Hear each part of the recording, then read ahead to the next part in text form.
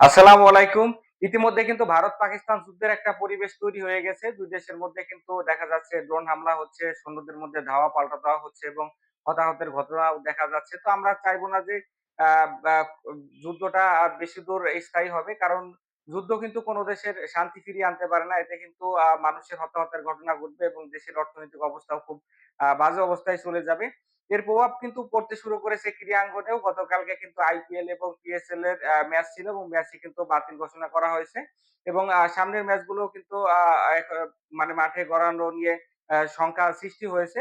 আসলে যুদ্ধ যদি কন্টিনিউ হয় তাহলে খেলা তো সেখানে ক্ষুদ্র একটা ঘটনা মাত্র। যেখানে মানুষের জীবনেরই কোনো নিশ্চয়তা নেই, সেখানে খেলা তো আসলে পরের বিষয়। গতকালকে কিন্তু আইপিএল এ গুরুত্বপূর্ণ ম্যাচে মুখোমুখি হয়েছিল পাঞ্জাব কিংস এবং হচ্ছে দিল্লি ক্যাপিটালস। তো পাঞ্জাব কিংস কিন্তু আগে ব্যাট করে ১২২ রানে পৌঁছে যায় ১ উইকেট হারিয়ে ১০ ওভার ১ বলে। তারপরে কিন্তু ফ্লাড লাইট জটিলতার কারণে খেলা সাময়িক বন্ধ করা হয়। পরবর্তীতে আমরা জানতে পারি যে আ এখানে ড্রোন হামলা হয় হচ্ছে জম্মুতে। জম্মু কিন্তু এই ধর্মশালার স্টেডিয়াম থেকে ২০০ কিলোমিটার দূরে। এরই আশঙ্কার পরিপ্রেক্ষিতে কিন্তু আইপিএল কর্তৃপক্ষ প্লেয়ারদেরকে ড্রেসিং রুমে নিয়ে যান এবং ফ্লাড লাইট সবগুলো অফ করে কিন্তু দর্শকদেরও নিরাপদ স্থানে সরিয়ে দেন তারা। এখন এই ধর্মশালায় কিন্তু আর আইপিএল ম্যাচগুলো আপাতত হচ্ছে না। পরবর্তী ম্যাচ কোথায় এবং কখন হবে হয়তো আইপিএল কর্তৃপক্ষ ২-১ দিনের মধ্যে সেটা জানিয়ে দিবেন। পিএসএল এও কিন্তু এমন একটা ঘটনা ঘটেছে রাওয়ালপিন্ডির স্টেডিয়ামের আশেপাশে কিন্তু একটা এখানে হামলার ঘটনা ঘটে। তার ঠিক ৩ থেকে ৪ ঘন্টা পরে কিন্তু পিএসএল এর ম্যাচে মুখোমুখি হতে যাচ্ছিল এখানে পেশোয়ার জালমি এবং একই সাথে হচ্ছে করাচি কিংস।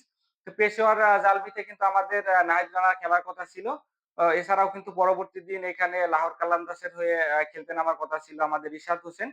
তো যেহেতু যুদ্ধের এই অবস্থা তো আমি বিসিবিকে আসলে করজোরে আ বলব যে আপনারা অতি সত্বর আমাদের এই ২ দেশের রত্নকে দেশে ফিরিয়ে আনার ব্যবস্থা করেন। সেটা যদি চার্টার্ড বিমানেও হয় তাহলে কিন্তু রিশাদ এবং নাহিদ রানাকে আপনারা দ্রুত ফিরিয়ে আনবেন।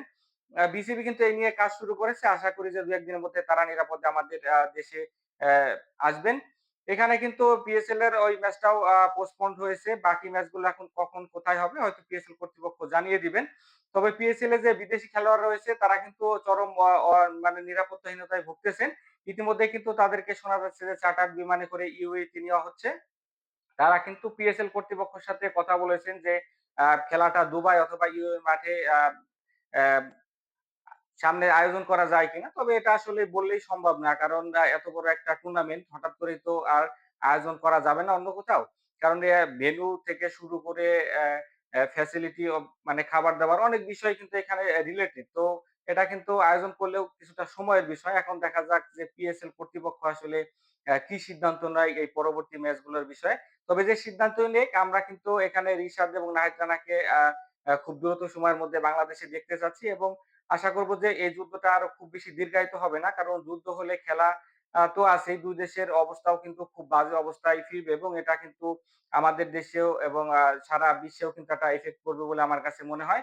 আইপিএল এবং পিএসএল এর সহ বিশ্বের সকল ক্রিকেটের খবরাখবর পেতে লোকাল এক্সপার্ট চ্যানেলটাকে এখনো যারা সাবস্ক্রাইব করেনি তারা সাবস্ক্রাইব করে আমার পাশেই থাকেন।